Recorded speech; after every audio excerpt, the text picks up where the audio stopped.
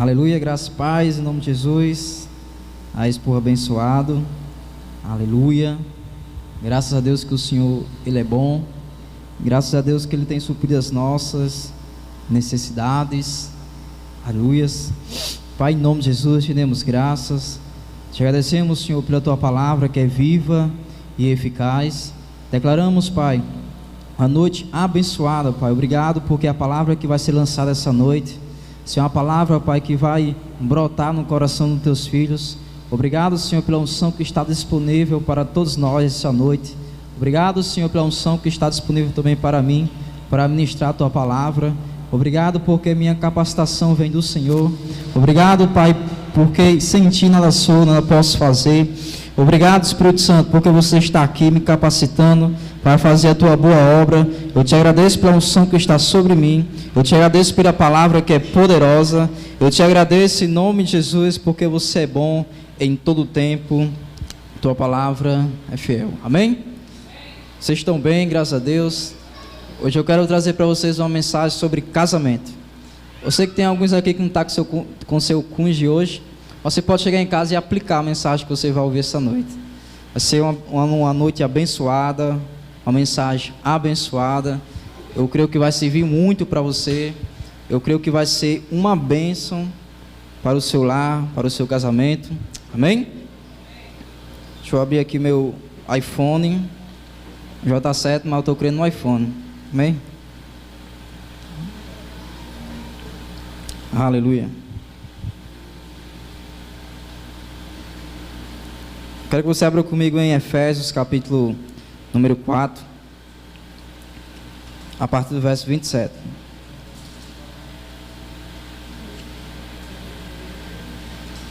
Efésios, capítulo 4, a partir do verso número 27.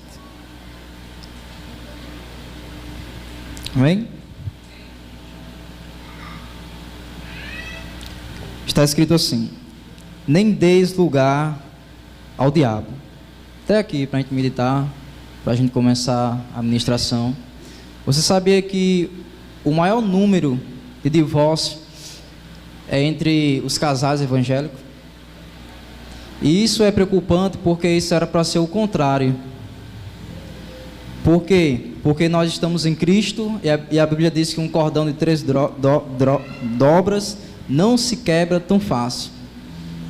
Mas as pesquisas mostram que o maior índice de divórcio é entre os casais evangélicos.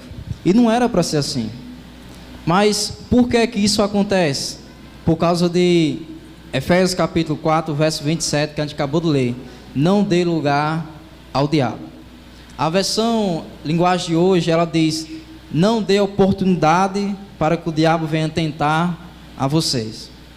Lembra quando Jesus estava sendo tentado no deserto? Isso você encontra em Mateus 4, Lucas 4.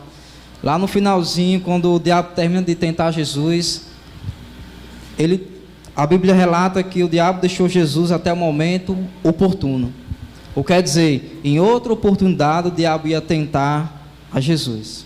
Então, o maior motivo de alguns casamentos estar sendo destruídos hoje é por causa de que algumas pessoas estão deixando com que Efésios capítulo 4, verso 27 aconteça na sua vida. Uma coisa que você precisa entender é que o diabo vive de oportunidades. E uma vez que você abre a porta para o diabo, ele não vai perdoar. E você não pode colocar culpa sobre Deus pelo erro que você comete. Então, quando a Bíblia diz não dê lugar ao diabo, é porque a Bíblia sabe exatamente o que ela está falando. E a Bíblia sabe exatamente o que é que o diabo pode causar em sua vida ou no seu casamento. Então, irmão, você precisa... A Bíblia diz que nós temos a mente de Cristo e você precisa entender que você é capacitado. Por isso que Paulo fala: quem conheceu a mente do Senhor? Aí Paulo diz: nós, porém, temos a mente de Cristo. Irmãos, se nós temos a mente de Cristo, nós temos a luz dentro da nossa mente para que a gente possa suportar os dias maus, para que a gente possa resistir ao diabo na fé. Uma das coisas mais lindas que Deus pôde criar foi o casamento. E é como a gente sempre fala aqui, que um casamento ele deve ser como um bolo. Que um bolo ele é acrescentado ovos, margarina, açúcar, trigo, fermento. E depois que você junta tudo, não tem como você separar. Assim deve ser um casamento. É por isso que a Bíblia diz: aquilo que Deus uniu, não separe o homem. Então, irmão, um casamento, ele é unido pelo Senhor. Um casamento é uma bênção no Senhor. O casamento é uma das coisas mais lindas, uma instituição que Deus criou. E o diabo, ele sempre vai querer destruir o seu casamento, justamente porque ele não tem família. O diabo, ele sempre vai querer lançar pedras no caminho do seu casamento, para que você possa se frustrar, para que você possa desistir, para que o seu casamento venha a ser abalado. Mas quando nós vivemos Mateus capítulo 7, a partir do verso 24, um casamento, irmão, bem fundamentado sobre a rocha, ele não pode ser abalado. É por isso que a Bíblia fala: aquele que ouve essas minhas palavras e as pratica, será comparado a um homem prudente, que edificou a sua casa sobre a rocha. Eu posso interpretar dessa forma: o casal que tiver edificado sobre a rocha, ouvir a palavra e praticar, nada vai o abalar. Então assim, irmão, deve ser a estrutura de um casamento. Quando você se casa, não pense que o casamento é porque no começo de um casamento as pessoas estão, eu creio que estão no início de uma fantasia, pensa que é tudo flores, pensam que não vão passar dificuldades. Mas um casamento, irmão, para você não se frustrar, a primeira coisa que você precisa saber é que o casamento não será só mar de rosas. Não é por, eu sou evangélico. Não, irmão, é aí que o diabo vai tentar você. Porque a Bíblia diz que muitas são as tentações do justo, mas o Senhor nos livra de todas elas. Então o diabo, irmão, ele nunca vai deixar de tentar você, a não ser que você um dia morra. Mas você precisa entender que você está em Cristo, e você precisa resistir o diabo com fé. Irmão, o diabo, ele tem medo com aquele que anda pela fé. Porque quando a gente aprende a andar pela fé, aí João, ele cita um dos textos que eu admiro mais: a vitória que vence o mundo é esta, a nossa fé. Então, irmão, a gente precisa ter fé também no casamento. A gente precisa ter fé que um casamento quase destruído, ele pode ser recuperado. A gente precisa também ter fé que um casamento que já for destruído, ele pode ser recuperado. A gente pode ter fé que um casamento que ele está se abalando, ele pode ser recuperado. Por quê? Porque a Bíblia fala que sem fé é impossível agradar a Deus. Então, irmão, é por isso que a Bíblia diz: não dê lugar ao diabo. 1 Pedro capítulo 5, a partir do verso 8, ao que está escrito. 1 Pedro capítulo 5, a partir do verso 8. Aleluia. 1 Pedro capítulo 5, a partir do verso 8. Aleluia. Amém? Está escrito assim: sede sóbrios e vigilantes. O diabo, vosso adversário, anda em derredor como um leão que ruge, procurando alguém para devorar. Lembra que eu falei que o diabo vive de oportunidades? Eu gosto de assistir muito o Reino Animal. E você sabia que o leão, ele não chega assim e ataca. Ele espera a melhor oportunidade, o melhor momento, o tempo certo, o momento certo. Então o leão, ele faz diversas estratégias. Ele procura o animal que está mais fraco. Tem um rebanho de impalas, búfalos. Ele procura o animal que está mais fraco, doente, o manco. Ele procura o animal que está defeituoso e fica só esperando o momento certo. Assim, irmão, o diabo. É por isso que a Bíblia fala que o diabo anda ao nosso derredor procurando alguém para que possa tragar. Você sabia que se aquele animal ele souber a presença do leão, ele não pode ser tragado, porque ele vai ser esperto e fugir? Então assim, irmão, a gente precisa conhecer o nosso inimigo. A gente precisa entender que o diabo é um espírito e que ele existe e que a função dele é o que está escrito em João 10:10. O diabo vem para matar, roubar e destruir. Então, irmão, não pense que o diabo vai perdoar você se você abrir uma porta para ele. Não vai perdoar. É por isso, irmão, que a Bíblia diz: o diabo, nosso adversário, ele anda ao nosso derredor, ungindo como leão, procurando quem possa tragar. Mas olha o que uma pessoa de fé faz, verso 9: resistir firmes na fé. Irmão, um dos melhores filmes que eu posso falar para vocês, indicar para vocês sobre o casamento, é Quarto de Guerra. Irmão, é um filme que todo casal precisa assistir. É um filme que a mulher lá, ela resiste o diabo na fé, e eu me lembro só desse texto. O diabo querendo atrapalhar o casamento dela, e ela vai lá, abre a porta e fala com o diabo como se ela estivesse vendo o diabo. E diz: diabo, aqui não, fora da minha casa. Irmão, assim uma mulher, um homem de fé precisa fazer. Existem pensamentos que vêm em nossa mente, que a gente pensa que é da nossa mente, mas não é. É o diabo lançando setas para que você possa usar esse pensamento que ele colocou na sua mente. É por isso que Paulo, ele fala de tanto sobre renovamento com a palavra de Deus. Porque quando você renova a sua mente com a palavra de Deus, quando vier um pensamento, você vai saber que esse pensamento é do diabo.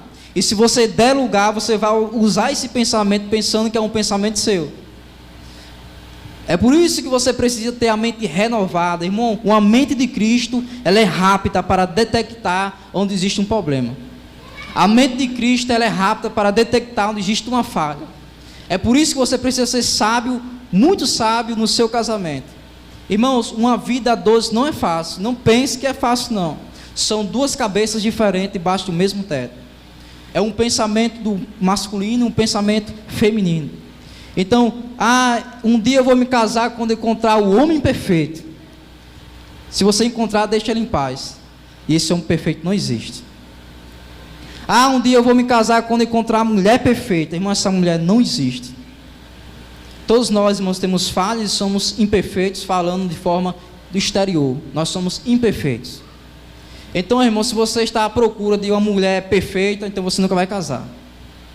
Você vai morrer velho e sozinho. Se você está à procura da mulher perfeita, você nunca vai casar, você vai morrer velho e sozinho. Todos nós, irmãos, temos imperfeições. É por isso que a Bíblia diz: maridos, amai as nossas mulheres assim como Cristo amou a igreja. Você sabia que a igreja é cheia de defeitos? Você sabia que mesmo a igreja sendo cheia de defeitos, mesmo assim Cristo ama a igreja? Você sabia que mesmo um membro do corpo de Cristo cometendo um pecado, mesmo assim Deus o ama? E você sabia que você precisa fazer a mesma coisa quando seu cônjuge errar? Você precisa liberar perdão, perdoar.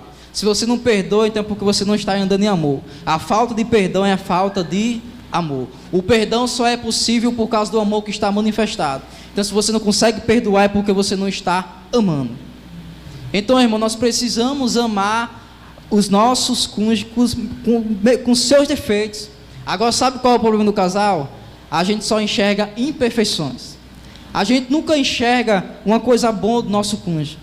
A gente fala dos seus fracassos, fala dos seus erros, mas não fala das suas boas atitudes. Assim como seu cônjuge tem suas falhas e suas imperfeições, assim também ele tem os seus acertos. Então você precisa louvá-lo, você precisa louvá-la. Você sabia o que é louvar? Já imaginou chegar para minha esposa Viviana? Ela é uma benção. Ela faz um cuscuz que outra mulher nunca faria para mim. Sabe o que é isso? É louvar a esposa. Sabe o que a mulher Viviane chegar para mim e dizer: Jonas é um homem extraordinário. Sabe o que ela está fazendo? Me louvando. Então isso é louvar. Então, independente das falhas do seu cônjuge, louve ele, declare bênção sobre a vida dele, declare que ele vai mudar. A Bíblia diz, e isso daqui não é só para a mulher, é para o homem também. A Bíblia diz em Provérbios 14, verso 1, que a mulher sábia edifica o seu casamento. O homem sábio edifica o seu casamento. Sabe o que é a mulher sábia? É que o homem ele tem uma falha em uma área de sua vida e ela chega: meu filho, você vai conseguir. Meu filho, eu acredito em você que você pode mudar. Sabe o que é o homem que sabe edificar a sua casa? É quando o homem sabe que sua esposa tem uma falha, ele chega: minha filha, eu creio em você, eu creio que você pode mudar. Eu acredito em você, porque nós somos uma só carne, porque nós somos um time imbatível, invencível. Sabe o que é isso? É louvar, é ser pessoas sábias. Irmãos, nós temos a mente de Cristo. Nós temos a mente de Cristo. E eu comparo um casamento como um jardim. Como um jardim. Você sabia que se você não cuidar do jardim direito, você pode o matar? Você sabia que se você cuidar de um jardim de qualquer jeito, você pode o matar? Uma pessoa que tem um jardim, ela não agoa as plantas uma vez por ano. Sabe por quê? Se ela for aguar uma vez por ano, quando ela voltar lá, vai estar tudo murcho. Eu acho que nem as folhas estão lá mais, o vento levou. Então assim, um casamento é como um jardim lindo, mas que você precisa cultivar, cuidar. Pessoas que trabalham na área de floricultura, é isso, né? É isso aí. Pronto. As pessoas que trabalham nessa área, ela tem todo o jeito, o carinho de cuidar das plantas.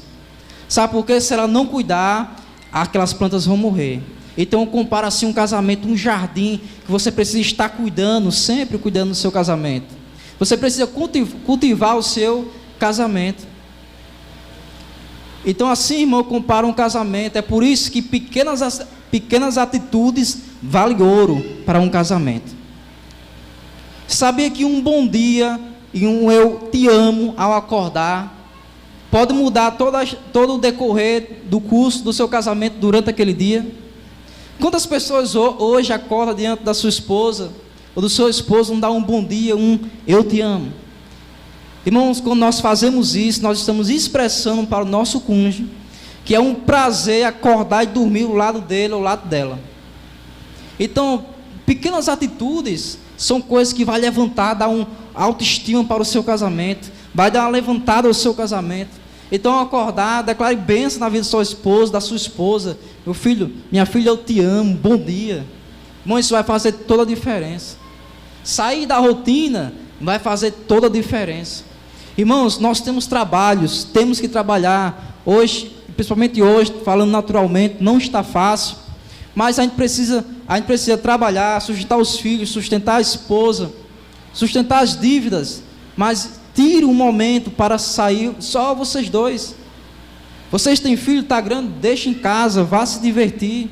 Um casal, ele precisa ter momentos a sós. Um casal, ele precisa sair da rotina. Agora isso aqui é para os empresários. Eu encontrei uma frase que eu fiquei impactado, e é verdade. A frase diz assim: o empresário, ele realmente é grande quando entende que os negócios vêm antes da família. Eu achei isso interessante, e isso é verdade. O empresário se torna realmente grande quando ele entende que os negócios vêm antes da família. Sabe, você pode prestar atenção nisso. Quando o seu casamento não vai bem, todas as outras áreas são afetadas. Isso, depois da família. Quando o seu casamento não vai bem, todas as outras áreas são afetadas. Pode prestar atenção nisso. Quando o seu casamento não vai bem, sabe o que acontece? No seu trabalho você não vai bem. Quando o seu casamento não vai bem, sabe o que acontece? Na faculdade você não está bem. Fica um mal-estar dentro de você, sabe por quê? Porque agora nós somos uma só carne. Então pode prestar atenção nisso. É por isso que a gente precisa entender que família está em primeiro lugar depois de Deus. É por isso que a sequência é essa: Deus em primeiro lugar, família em segundo, igreja por último lugar. Os negócios, igreja em último lugar. Em primeiro lugar, irmão, depois de Deus está a família. A gente precisa entender que família é a coisa mais linda que Deus criou na face dessa terra. A gente precisa entender que a família é uma das coisas que Deus criou. Você sabia que o diabo ele investe muito para destruir as famílias? Quantas famílias existem aí destruídas? Irmão que não fala com o irmão, pai que não fala com o filho. Irmão, isso é muito triste. Então o diabo ele investe muito nisso. E a gente, por ser homens e mulheres de Deus, precisamos dar exemplos dentro de casa e lá fora. E você sabia que dentro de casa não se prega com Bíblia? Dentro de casa se prega com vida. É por isso que Paulo diz que a nossa vida é como uma carta lida diante de Deus e diante dos homens. Então, dentro da minha casa, eu não prego com a Bíblia, eu prego com a minha vida, com as minhas atitudes, com as minhas ações. Eu preciso mostrar que eu sou um homem de Deus, que a mulher é uma mulher de Deus. Então, a gente precisa, irmão, entender que nós somos mulheres e homens de Deus. Amém? Deixa eu ver aqui para onde nós vai agora. Eclesiastes capítulo 7, verso 26.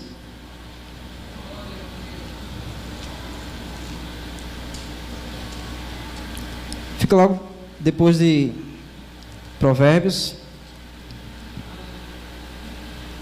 Eclesiastes capítulo 7, a partir do verso 26.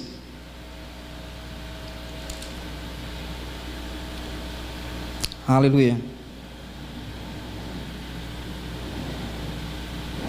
Bem, então tenha cuidado, irmãos, com as pedras de distrações que o diabo vai tentar colocar no caminho do seu casamento. Sabe como tem uma pedra no seu caminho, você, quando a vê, você não tropeça nela, você vai lá e tira ela do caminho. Sabe por quê? Ela está atrapalhando o seu caminho. Então o diabo ele vai tentar colocar, falando agora para o homem, o diabo vai tentar colocar mulheres no caminho do homem para destruir o seu casamento. Assim também o diabo vai fazer com as mulheres, vai tentar colocar outros homens no caminho da mulher para que possa destruir o casamento. Porque não pense que é só o homem que é tentado, apesar que a maioria dos divórcios vem através do homem ter cometido adultérios. Então precisamos ter cuidado, porque o diabo sempre vai colocar mulheres diante dos homens e das mulheres diante das mulheres homens.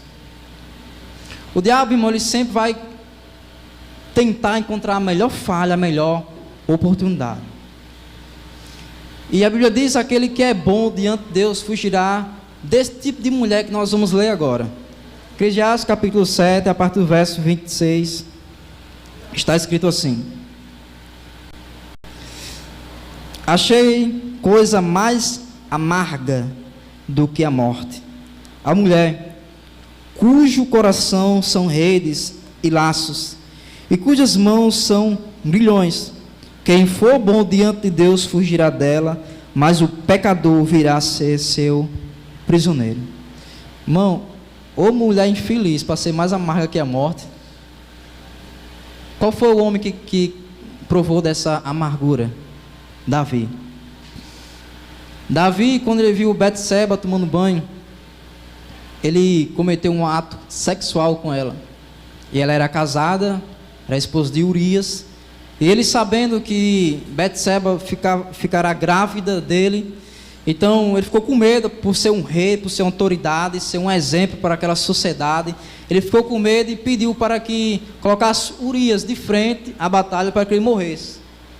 Então ele teve participação na morte de Urias. E o que aconteceu? Urias morreu. O que aconteceu com Davi? O filho de Davi nasceu, mas morreu.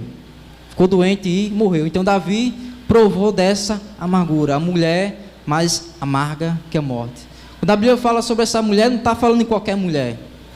Está falando de um certo tipo de mulher que, olha quais são as qualidades dela.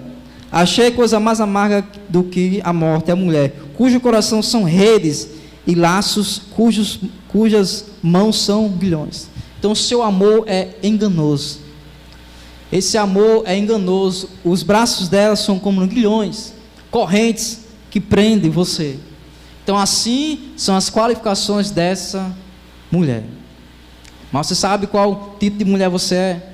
É aquela mulher que a Bíblia fala que heranças se herdam do Senhor, mas a mulher abençoada, casas, heranças vêm, nós conquistamos dos pais, mas a mulher prudente, a mulher abençoada, a mulher sábia, nós adquirimos ela através do Senhor. Então é esse tipo de mulher que você é, mulher sábia, mulher inteligente.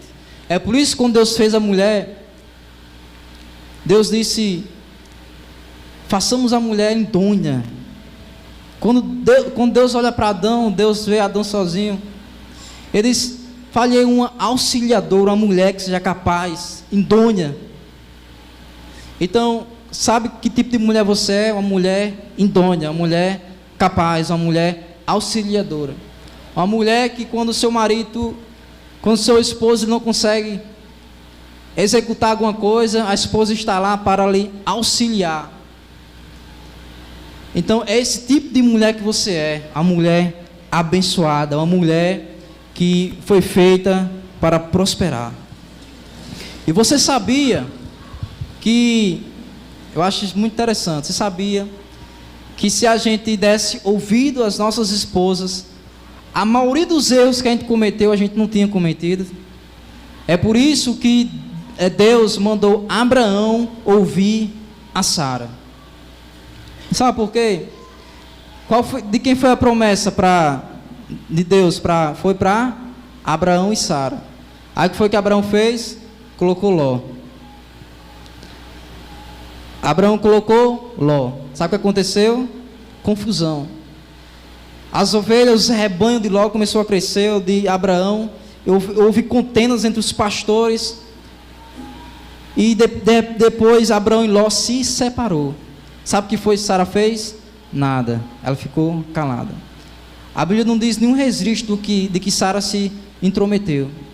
Mas quando Abraão queria introduzir Ismael como filho também da promessa, então Sara se intrometeu. E Sara disse para Abraão: manda essa escrava com seu filho ir embora, porque ela não terá parte da promessa. Sabe o que foi que aconteceu? Porque Abraão estava misturando as coisas. O filho da promessa era Isaac. O que eu quero dizer com isso? Que quando foi necessário Sara falar, ela sarou. Ela falou.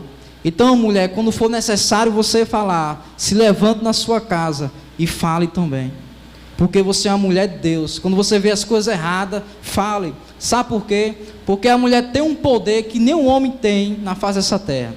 A mulher consegue detectar coisas que homens não conseguem. A mulher consegue ver coisas que o homem não consegue. Eu cheguei aqui, de repente você pode ver minha garrafa de água e minha Bíblia. Mas a mulher já viu outras coisas. Já viu se o meu cadastro, meu sapato está bem amarrado. Já viu se minha camisa está bem abotoada, se minha camisa está bem gomada. A mulher, ela é detalhista. Então é por isso que a gente precisa também ouvir e dar ouvidos às nossas esposas. A mulher, irmã, ela consegue ver coisas que a gente não vê.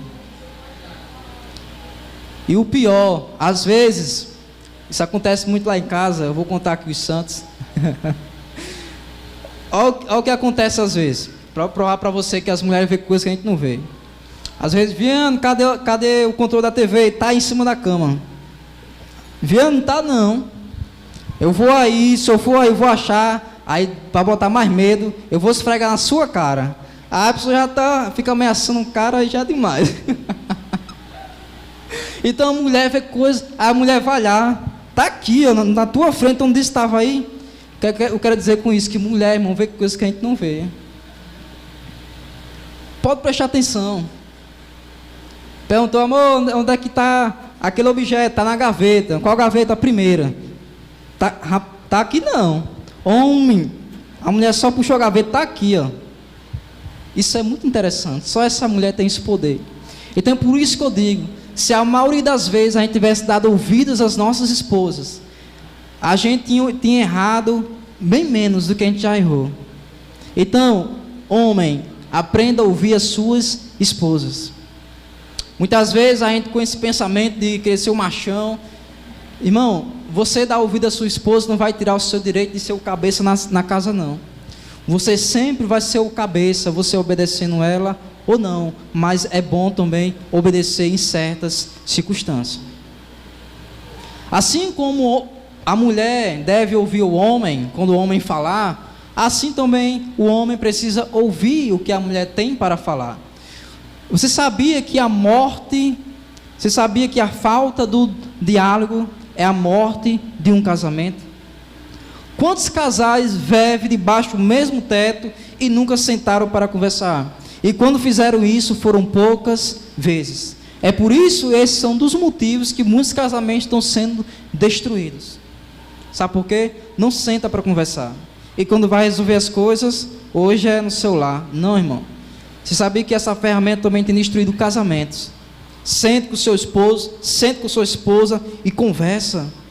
Coloca os assuntos que estão prejudicando o seu casamento. E se você for sábio, homem ou mulher, quando você falar, olha, eu não estou gostando disso, isso aqui está atrapalhando o nosso casamento, você precisa fazer, deixar.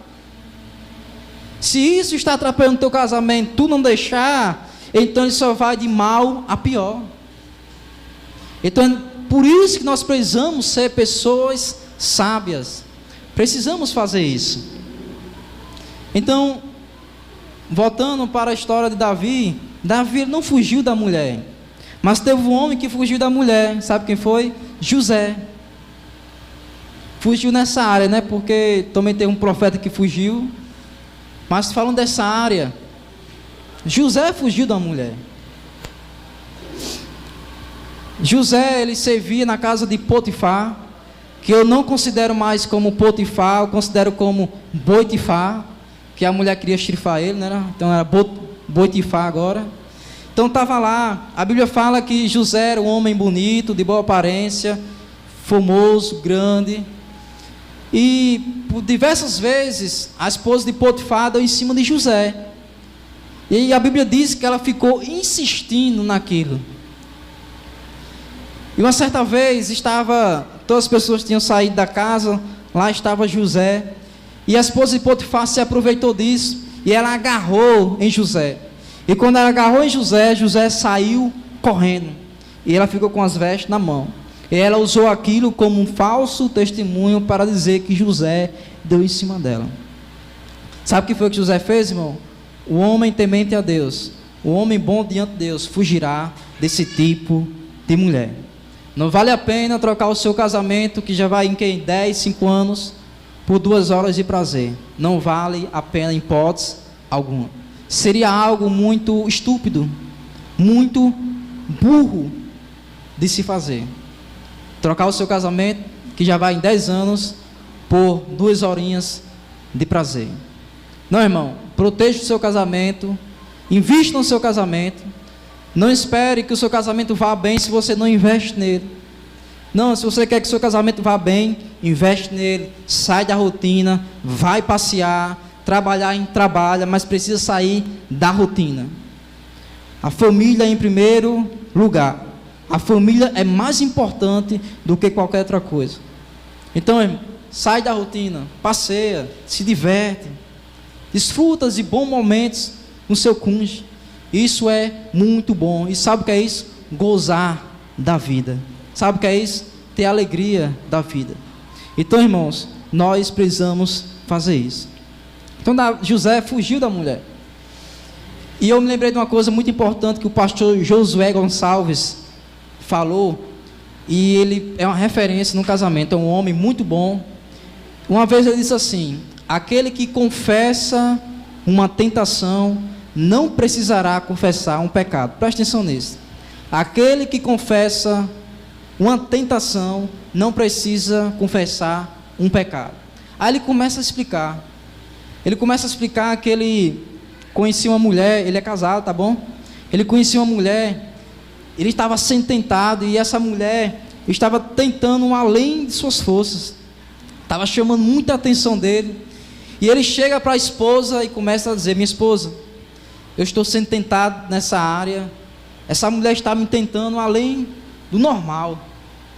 Sabe o que ele fez? Foi sábio. Eis aí entra a frase: aquele que confessa uma tentação nunca precisa confessar um pecado. Talvez se ele não tivesse conversado com sua esposa, ele teria caído em adultério. Mas ele confessou a tentação. Ele confessou aquilo. E outra, a mulher dele também que for sábia. Talvez ela tivesse dito: como é que pode, você é casado comigo, você está interessado em outra mulher? Não, a mulher sábia, foi o que ela fez, edificou a sua casa. Foi o que ela fez, ela juntamente com seu esposo o levantou, juntamente com seu esposo pegou firme com ele. Sabe o que é isso? A mulher sábia, é o homem sábio. Então, irmão, a gente precisa investir no nosso casamento, a gente precisa zelar, cuidar pelo nosso casamento. Amém?